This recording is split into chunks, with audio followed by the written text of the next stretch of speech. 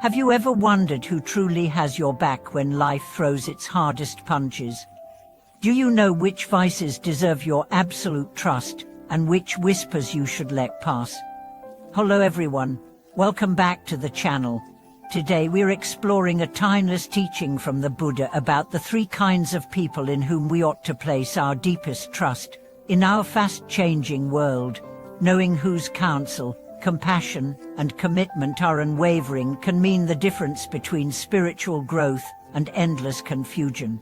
We'll uncover first, why those who see your suffering deserve your confidence. Second, how the friend who speaks hard truths helps you awaken. And third, what it means when someone stands by you without seeking gain. Let's dive into these three pillars of trust and discover how they can guide us toward genuine freedom. Buddhahood is often envisioned as a solitary radiance, but on our human journey, we rely on relationships to reflect our path. The first person to trust is the one who recognizes your pain and listens without judgment. In the Vinaya scriptures, the Buddha praised Ananda for his empathic ear, recalling how Ananda stayed close to the sick monks, gently offering water, cloth, and a kind word.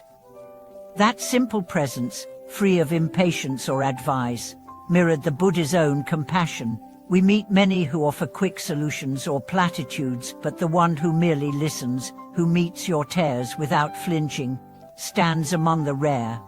Consider the story of a young seeker named Maya, who arrived at the monastery burdened by grief.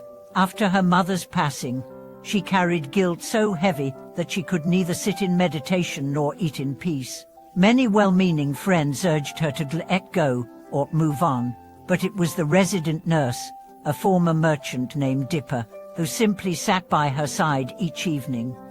Dipper offered no counsel, only a warm cup of tea and silent solidarity.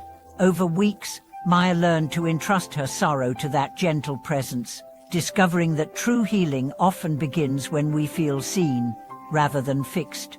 The second person in whom we place unshakable trust is the one who speaks the truth even if it hurts. In the Dhammapada, we learn that better than 1,000 hollow words is one word that brings peace. Such a friend challenges our complacency. When we drift into self-deceit, they name our blind spots.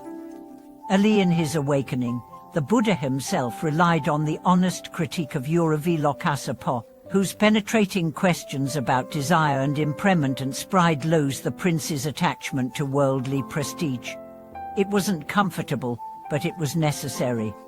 Imagine a colleague at work who constantly praises every draft you write. At first it feels good, but over time you sense the flattery does nothing to refine your skills. Then one day a mentor says, "Your analysis is thorough, but you're overlooking the human story that gives it meaning." The sting of that critique jolts you into deeper reflection and growth. That voice, though sharp, becomes a lifeline to your fullest potential. Finally, the third person worthy of absolute trust is the one who stands by you without expectation of reward. In Buddhist lore, we hear of Suyatta, the milkmaid who offered the Buddha a bowl of milk rice on the brink of his enlightenment.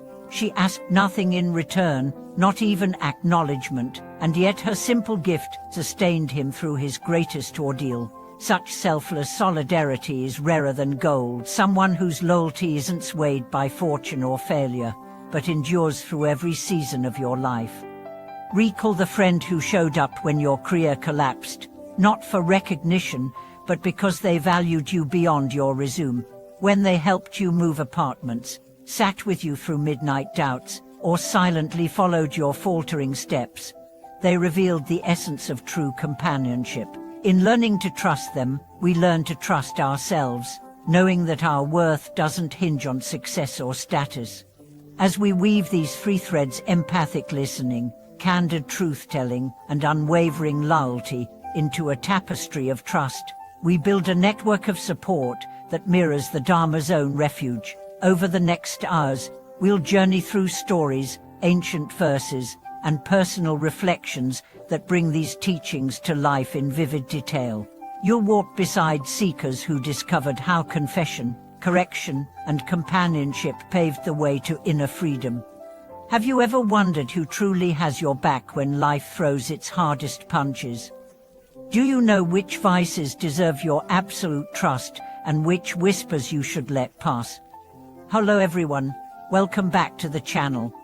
We began by identifying 3 kinds of people worthy of our deepest confidence: those who listen without judgment, those who speak truth even when it hurts, and those who stay by our side without seeking gain. Now let us delve even more deeply into how these relationships transform our inner landscape and shape the very course of our lives.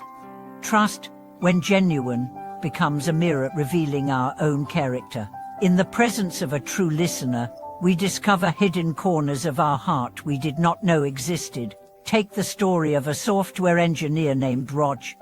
Pressured by looming deadlines, he found himself snapping at co-workers and pushing friends away. One evening at a cafe, his longtime study partner, Eleanor, looked up from her notes and simply closed her laptop. She placed a hand on his arm and asked, "What's weighing on you right now?" Her question carried no agenda, no immediate solution, no advice, only an open invitation to share. Rog poured out months of anxiety, confessed his fear of failure, and admitted feeling disconnected from himself. That moment of unguarded vulnerability became the first step in rebuilding his emotional equilibrium. He learned that being truly heard can dissolve the corrosive loneliness that festers when we bear life's burdens alone.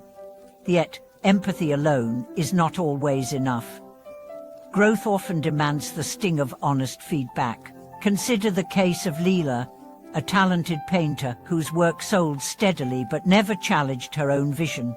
Her gallery manager, Marcus, admired her technical skill, but worried that she had grown complacent. One afternoon, he delivered a critique so direct it felt like a blow. "Your canvases are safe. They look like they could hang in every coffee shop in town, but they don't tell your story." Initially, Leela bristled.